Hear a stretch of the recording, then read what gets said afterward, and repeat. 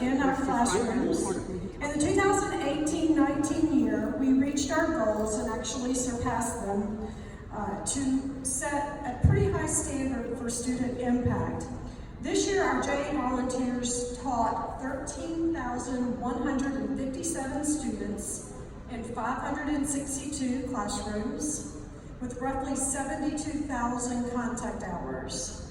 That's about 3,980 students more than we did last year.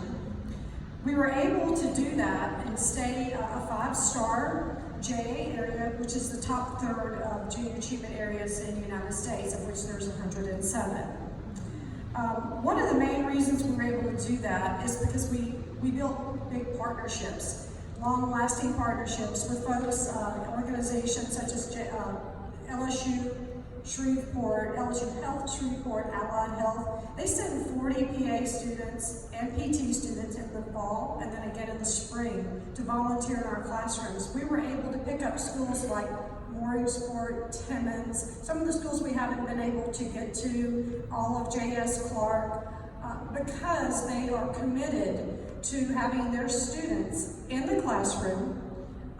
They actually have it on their syllabus because they feel like it's so important that not only do the students get the message, but that these young PA and PT students began to develop the empathy and understand where their future patients are coming from and how to react with them, how to act with future patients. So we're very, very excited about that. I also wanted to tell you that this coming year, we're going to set our goals a little bit higher, not very much, but roughly 14,000 students, which will be approximately 80,000 contact hours. So last year, the highlights of our year, we partnered with Capital One Bank, who's here today, thank you for coming, and the Breeze Dream Foundation to do the JA Trust Your Crazy Idea. It's a pitch competition, and it's all about teaching kids how to write a business plan. Now this is a one-page business plan, it's called the Lean Canvas, and that way, if they get it looking up, down the road, they're going, oh wait, that doesn't work, they don't have a 60-page business plan. I say that because we've probably lots of people have written a 60-page business plan, and when something has to get trashed out the window, it's a big effort. Now they do these Lean Canvas, and they come up with all the components of how their business will work, which is just fascinating, and they come out to the end with a pitch to talk to enter the competition to talk about their product. So we're real thrilled about that. It's a real world application in school, and we appreciate our Caddo Parish. Keith Burton is here today, and Caddo Parish has jumped into 10, 11 schools who are doing the JA It's My Business lessons that culminate into the Trust Your Crazy Idea pitch competition. Last year we actually had that competition. We served 618 students learning about the business plan, and then we had about 5-6 teams pitch last year. In addition, we have a great relationship with our JA College and Career Quest, which is our college and business site visit. And we're able to do that with partnerships with our colleges and with Barksdale Air Force Base. We have BIPSI here today.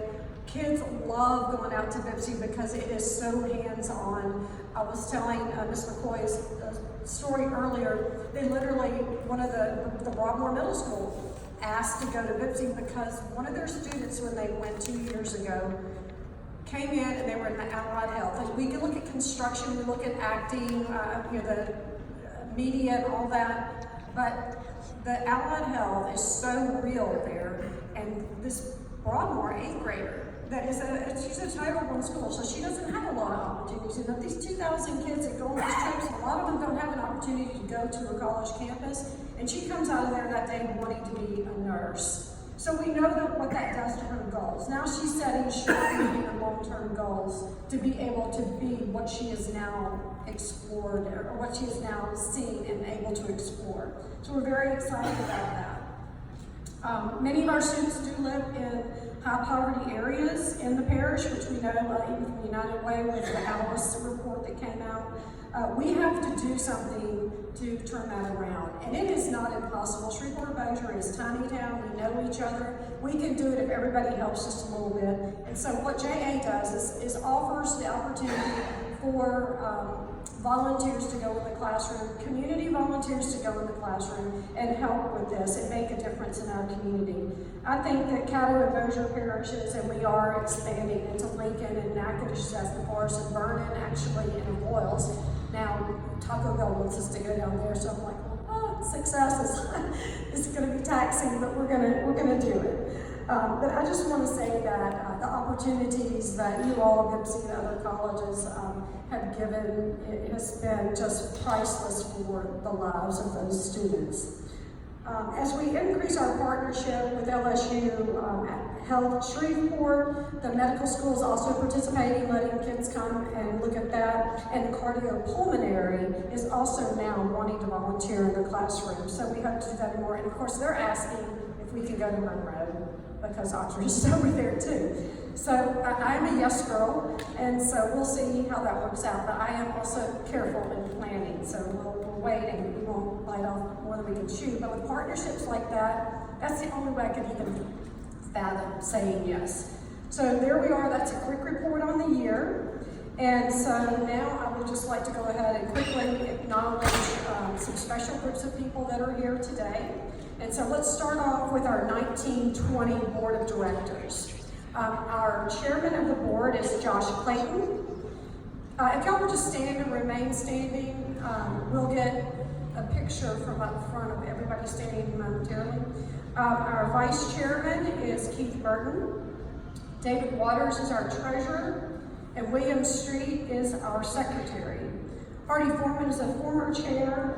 Dr. Gorey, I think he was going to come, but I think had something come up. It's the first of school, and I appreciate you even making the effort to say you wanted to come.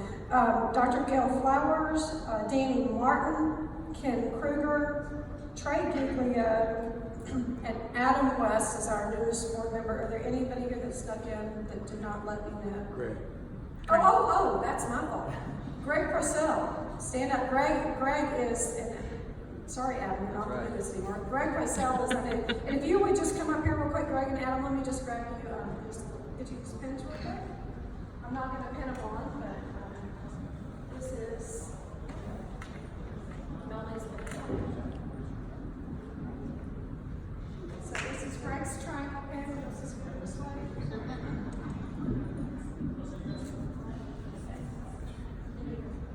And where's Adam? Okay, so our new board members for 1920, thank you so much for joining our team.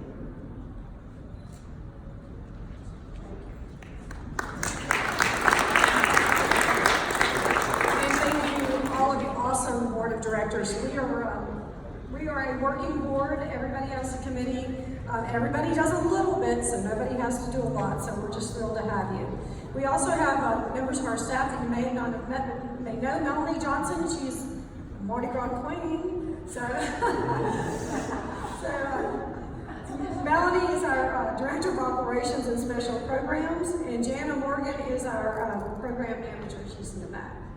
So next we want to just recognize our Junior Achievement Laureates. So I guess you're always laureates. That's the thing about JA. So I'm going to ask you to stand when I call your name. And I'm going to call them in order. So our first laureate is Ollie S. Tyler, 2006. You'll stand and remain standing. Cody White, he's not here yet, but he did make reservations, so they were reserved. Tommy Williams, 2008. George Fritzy, 2009. George Nelson, 2012. Linda Bernacki, 2013. Dr. Lacey Williams, 2013. Grady Golden, 2014. Laura Crawford, 2015. Robert Bowman, 2015. Sarah Collier, 2011. And Bill Ross, 2018. Did I miss anybody sneak in? No, great.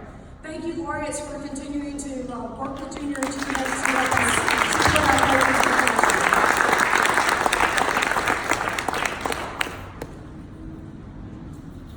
So now I just would like to go ahead and invite Josh Clayton. He is our chairman of the board of directors, and he's going to talk to you a little bit about being involved with junior achievement. Thank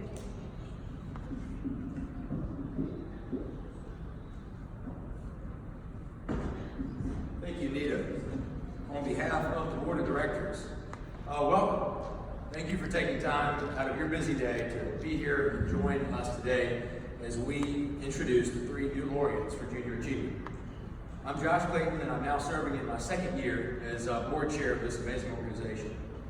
The Junior Achievement Business Hall of Fame honors outstanding business role models, laureates, who inspire young people to work hard and achieve their dreams through education, citizenship, entrepreneurship, and giving back to their community.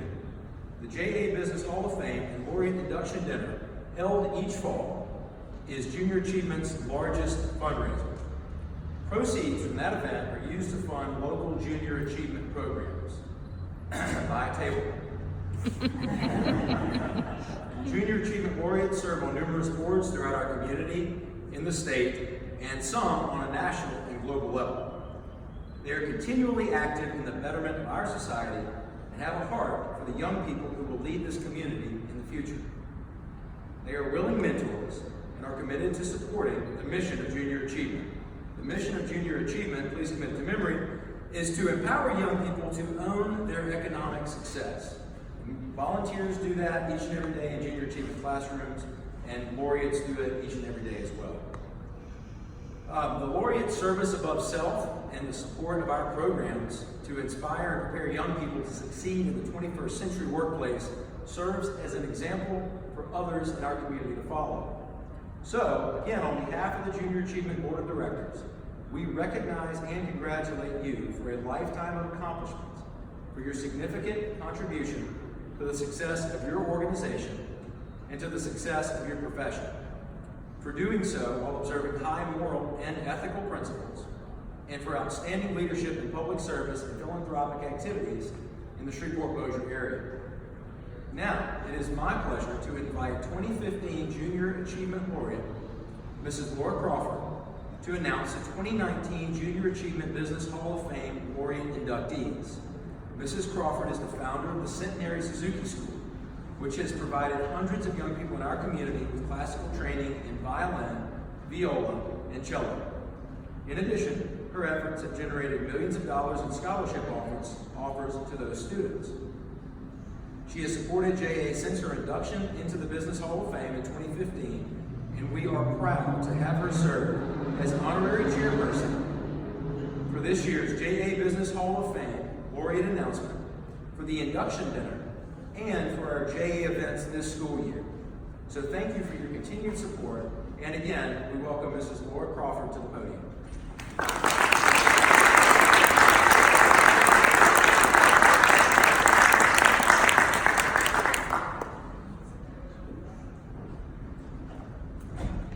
Thank you so much, and it is my honor to serve as this year's honorary chair for the 2019 Junior Achievement Business Hall of Fame. I hope you will mark your calendars to attend the JA events throughout the year. And please now join me in recognizing our 2019 Junior Achievement Business Hall of Fame laureates, Dr. Sherry Ann Nathan, Mr. Keith Evans, and Dr. R. Patton.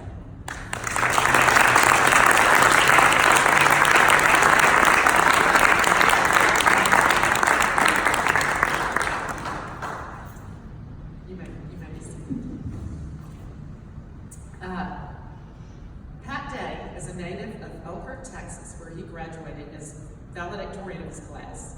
He received his BA from Austin College, where I might add he was also an outstanding football player. And he studied law at SMU, transferred to SMU's Perkins School of Theology, where he earned a Master of Theology and a Doctorate of Ministry degrees. He had served at United Methodist Churches in Texas from 1973 to 1993. In 1993, Pat accepted the call to a downtown church that was having attendance problems, membership challenges, and was not even in his conference. He was in East Texas, not Louisiana. First Methodist was the 3rd largest Methodist church in Louisiana when he started his ministry. He led a major turnaround of the church, and it is now attracting younger members and is the largest Methodist church in Louisiana. Another amazing achievement is that he's built up a television audience, a listening audience of over 10,000. And the weekly service is now one of the most viewed religious programs in the Arklatex, and is broadcast to 4 states.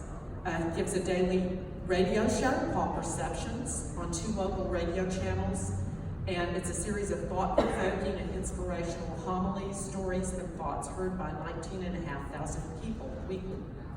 He's an ordained elder in the Louisiana Conference and delegate to the jurisdictional conferences of the United Methodist Church, members of the National Speakers Association, where he presents inspirational and motivational messages to churches, schools, conferences, other civic organizations. And he has a passion for growing leadership teams and is the author of 2 inspirational books, Growing into Greatness and When All Hell Breaks Out. He is a member of the Downtown Rotary Club, and he's shown an entrepreneurial spirit by initiating and spearheading new programs at the church with far-reaching effects. Just various things like the development of a GEMS ministry for children with special needs, a deaf ministry, an advocate for the development of the Emmett Hook Center, which is a performing arts center unique to any church in America that hosts quality entertainment for families, musical lectures, concerts. He helped grow a global missions program that now reaches into 7 or 8 foreign countries, and has established leadership breakfasts and initiated a wonderful global leadership conference that's offered to any business leaders in our community. And in recognition of what he and FUMC, First Methodist, now provide, he was presented the Public Citizen of the Year Award by the National Association of Social Workers, Shreveport Region. He also received the Harry Denman Evangelism Award for the Louisiana Conference. I think about it, 25 years ago, First United Methodist membership could have continued with low attendance and loss of members, or worse, moved to a location outside of downtown, which so many downtown churches have done. Instead, through past leadership with a membership of 4,000 and a weekly attendance of 1,000, the Vacation Bible School went from something like 50 in attendance to 250 or 300 now. The annual operating budget has grown from $1.5 million to $5 million. And Pat has led 3 successful capital campaigns. 3 new buildings have been constructed. Think how many new buildings in downtown have been constructed in the last, I think the boats were the last new building. So 3 new buildings have been constructed with 4 older structures renovated, a new business office building, classrooms, large meeting areas, as well as a new children's building, the Performing Arts Center, all requiring capital expenditures of over $20 million, all in our downtown Shreveport. 2 new well-lighted parking lots were added on Texas Street that are used by our local business community on weekdays. What an investment into Shreveport's downtown. After leaving a recent production at the Strand, my husband commented how the First Methodist parking lot was full on a weeknight at 9:30 p.m. with a production going on at Emmett Hook Center. How different things might have been downtown without Pat Day's leadership. With many partially unoccupied buildings downtown, FUMC is a bright light illuminating the head of Texas Street in our downtown. Although he's near retirement, he has said he wants his ministry to continue, and not just at First Methodist, but continuing what he started here, working with other churches and also businesses. He returns to his root by operating his family's ranch in Texas. He's married to the former Sherry Houston, and Pat is the father of 2 grown children and delights in grandfathering 4 granddaughters and 1 grandson. Please help me welcome Pat Day.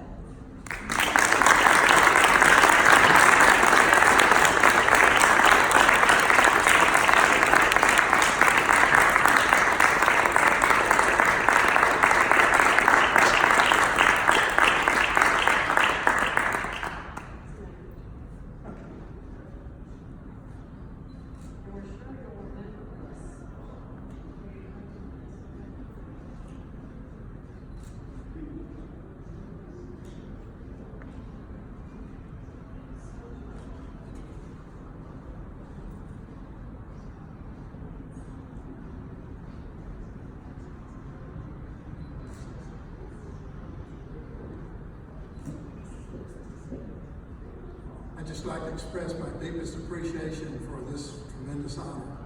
It's very humbling because, I don't receive this honor alone. My team receives it. And the wonderful members at First Methodist receives it. It's very humbling to be a part of something like this. To walk by and see the pictures of the men and women that are there on the wall. Many of them are my heroes and heroines. Men and women who have inspired me and who have been some of the closest friends I've ever had in my life.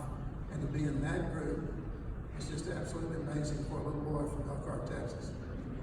I grew up in a small East Texas town. In fact, when I went to college, all the guys from Dallas and Houston made fun of my small town. They said, I bet the most exciting thing you did on Saturday night was go down and watch the light change.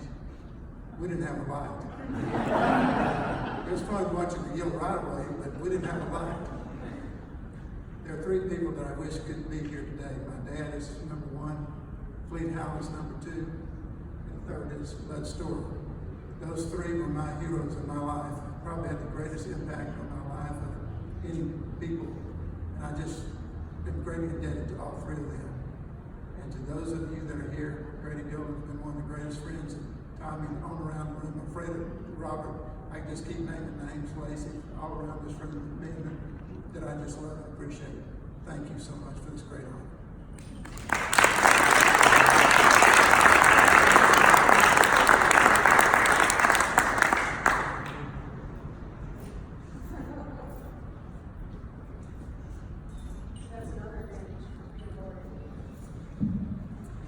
Dr. Sherry Ann Nathan is professor and chairman of the Department of Otolaryngology, Head and Neck Cancer at LSU Health Science, at LSU Health Shreveport. She's also director of Head and Neck Oncology Surgery and Research at Weiss-Weiler Cancer Center. She completed her Head and Neck residency and fellowship at the University of California, San Diego, and following the fellowship, she began her academic career at LSU Health in Shreveport. After completing medical school in India, Dr. Nathan moved to the U.S. to attend Johns Hopkins as a postdoc fellow. It was there that she realized that it's only through research that she can make a difference in the care of head and neck cancer patients. She's a surgeon scientist maintaining a busy practice and leading an active research team. The National Cancer Institute has funded her research since 2000, and she has successfully brought between 6 and 7 million in research funding to her field. Her research has gained national and international recognition as she pioneered multi-institutional clinical trials using novel agents in cancer patients.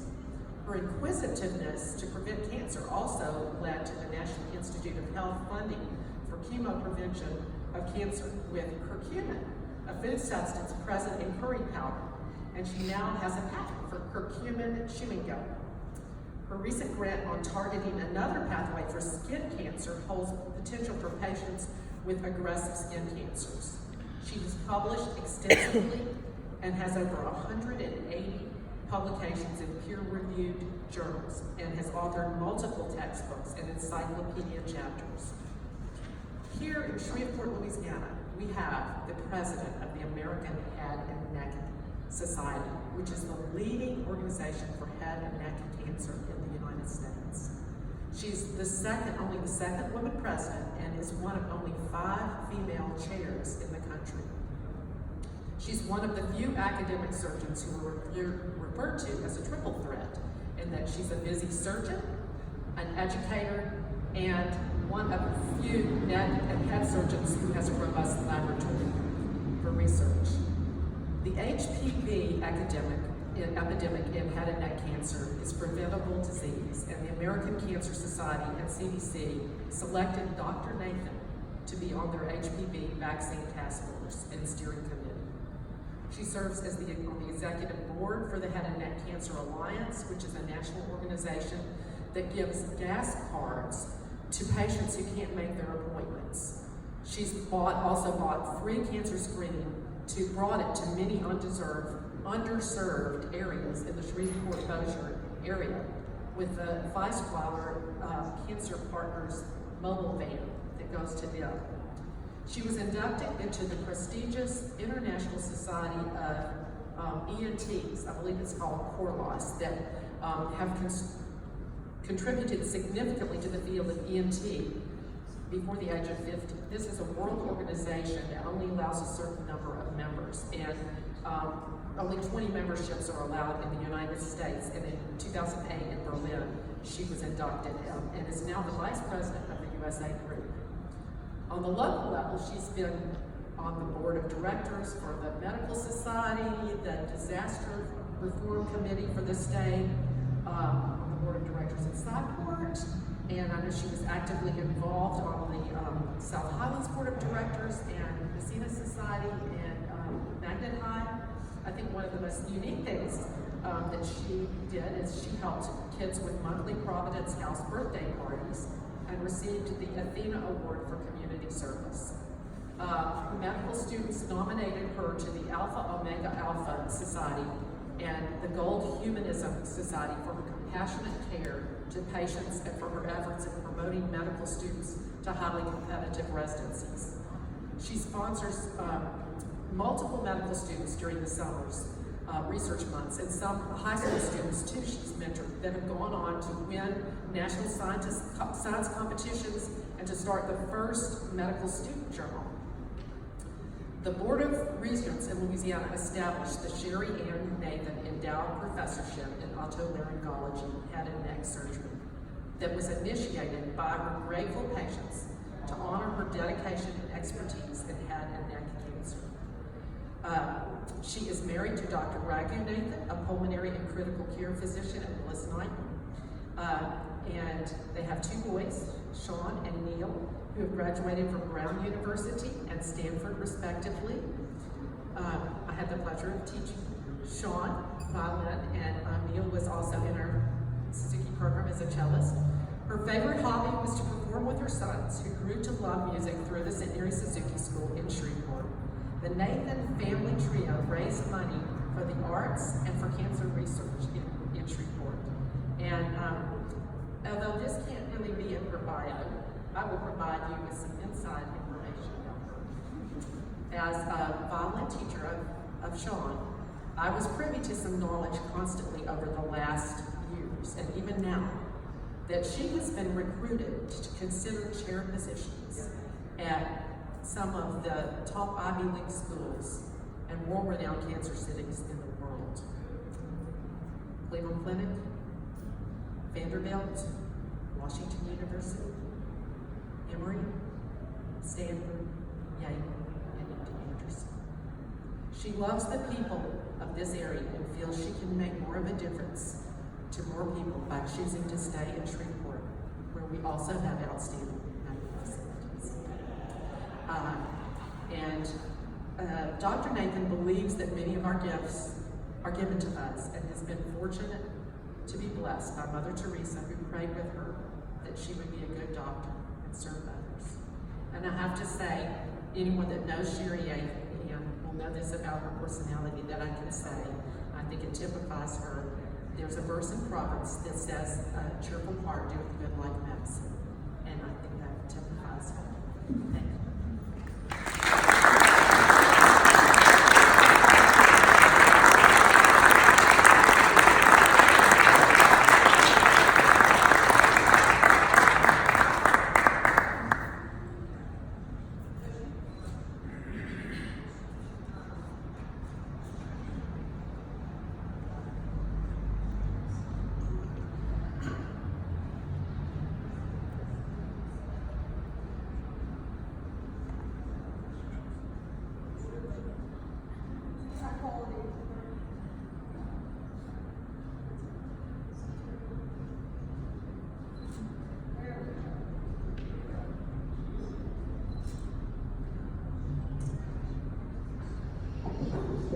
Thank you, Laura, for that amazing introduction, and I'm truly honored and humbled to have received this award and be part of an amazing group that is doing so much good in our community.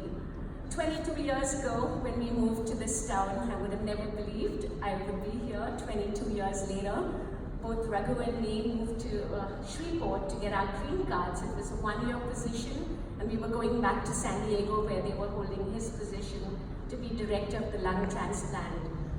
But when it was time to move, well, both of us said, we truly understand the word Southern hospitality after we moved here. Because we felt it in Shreveport and said, I don't think we could have such a perfect life. And today, 22 years later, I'm so grateful to be here and part of this community. And I think, people like Laura Crawford's program, the Suzuki program, I mean, it's world class. My sister, who started her kids in the music program in New York and New Jersey, said it doesn't even compare, and got her kids out of Suzuki. And then Keith Burton was our kids' first principal at South Highlands. So it's things like that that made us stay on in the community. And once again, I'm truly grateful to be part of this community. Thank you. And I want to thank my mom, my husband, of course, and Tina, our babysitter. Without her, our boys would not have had the perfect life they had here in Shreveport. Thank you.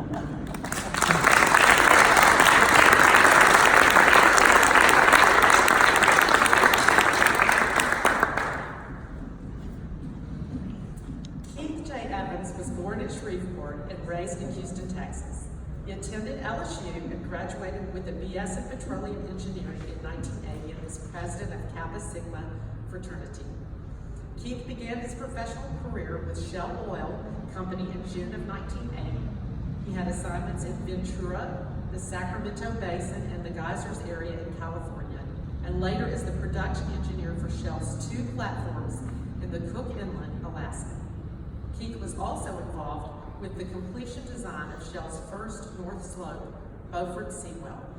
In May 1982, Keith and his wife Karen Oden Evans moved to Shreveport, and Keith joined Bremer Engineering. That began a very special 28-year relationship with Bob Bremer. Keith is especially humbled to be joining his mentor, Bob Bremer, who was a 1998 Junior Achievement Business Hall of Fame inductee. In 1995, Mr. Bremer retired, and Keith bought the company along with his former partner, Tad May. Over the next 20 years, the company grew almost tenfold in gross revenues and 20-fold in net income.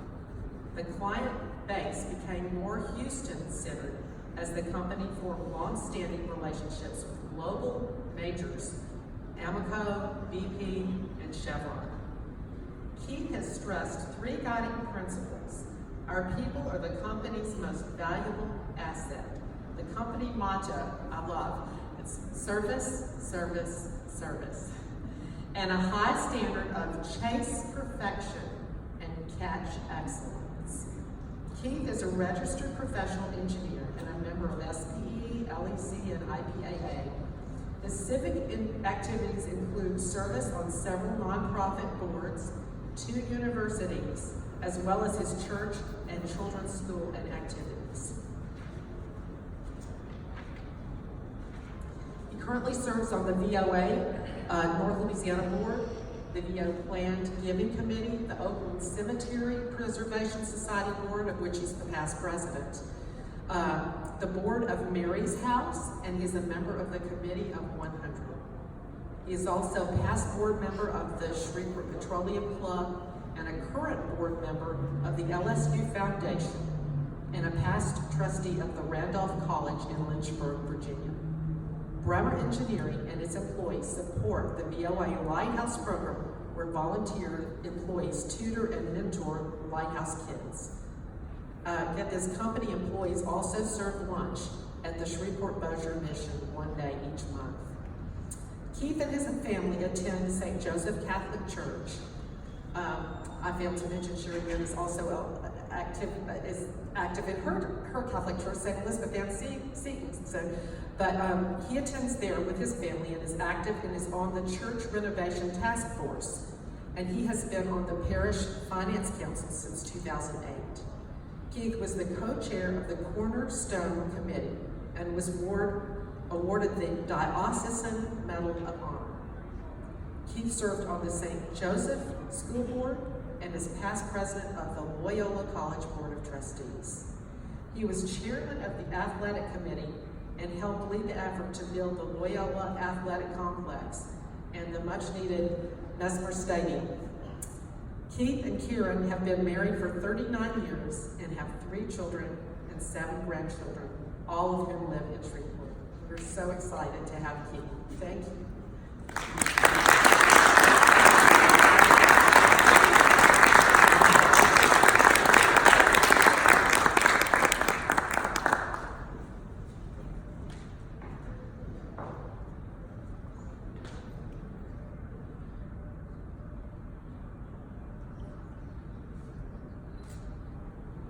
I'm sorry.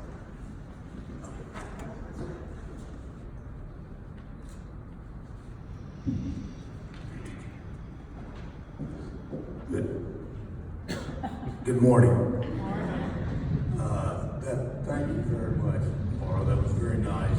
And first thing I'd like to say is I'd like to repeat what Pat and Sherry Ann said, because they all those things apply to me as well. Shreveport is a wonderful place.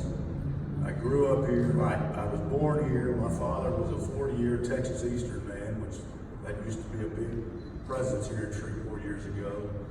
And his paycheck was sent to Houston when I was a toddler, so off we went. But I want to say how appreciative and honored I am to be voted into this prestigious group of people. I want to thank Dr. Lacey Williams, probably at his peril for nominating me, but I appreciate it, Lacey. The Junior Achievement does a fantastic job in this community and many others. And anything that helps young people be successful is a very worthwhile endeavor, and that's what they do. I would like to tell you that my wife had planned to be here, but our daughter-in-law had an emergency appendectomy yesterday at 33 years old. And so she is in charge of several grandchildren. And she couldn't make it, but she's here in spirit. This is such a tremendous honor, and part of that honor is the class of people that I am going in with, Dr. Nathan and Dr. Day. They say you're judged by the company you keep. I'd say today is a very good day for me. So thank you very much for this honor. Thank you for this wonderful lunch today, and I look forward to the dinner in October, and I'm very flattered and very grateful. Thank you.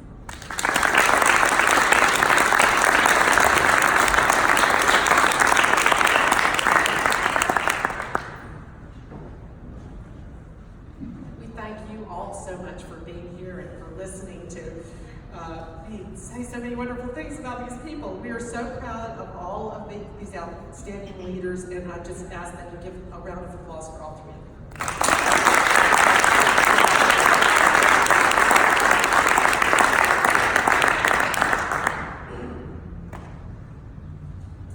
Okay, I just have a few thank yous. I want to say thank you to Laura for helping present our program today and for actually scripting part of it. Thank you, thank you. Also, thank you to Josh Clayton, our chairman of the board, for being here again today, and for the rest of our board members who come to support JA's programs. It's quite a process to select only 3 JA Laureates. I have so many outstanding business leaders in our community, but I think we have 3 stellar laureates this year, and I'm so happy and honored, humbled that you have accepted to support JA by accepting your nomination as a Junior Achievement Laureate. You will be one forever, as you know now. Thank you for what you do for our community. Your high achievements, your lifelong achievements is all a part of what makes our community such a wonderful place to live, work, and play. So congratulations on this well-deserved honor. I would like to thank your spouses, because it is not easy getting 50 pictures together for the video, getting your friends to come and make a video and scheduling all of it. It is not something where you can walk up on the stage and say thanks. No, you prepare, and you hopefully at the end you will have a nice collection of pictures and videos all put together that your family will enjoy for years and years. And as Pat said, I'm going to tell on you, Pat Laureate goes, well, you can do my obituary. she might be out for hire now. She's really good. So, I want you to remember to mark your calendars for October 17th. The laureates and their families meet right here at 5:30. We have a private reception, and then at 6 o'clock we go upstairs for our group picture. So we want to make sure that you are here for that. We will have valet parking. And then the other thing I'd like to do is make sure we get a picture. So when we close momentarily, I'd like to get the laureates to come up first, just the 3 laureates, then their spouse can join them. Then we'll have our board members come, and then we'll retire for lunch over here. There's no formal program at lunch. It's just a time to visit and get to see each other again for the first time in the fall. You may sit at any table you'd like to. Again, I just appreciate so much your continued support for JA. You are making a huge difference. You are writing the stories that kids are going to tell about how they were successful in life. Together, we can really make a difference in our community, and it starts right here with you all understanding that everybody has to do a little bit so that our kids can do a lot. Thank you, and we'll have the laureates come up now. One more big round of applause for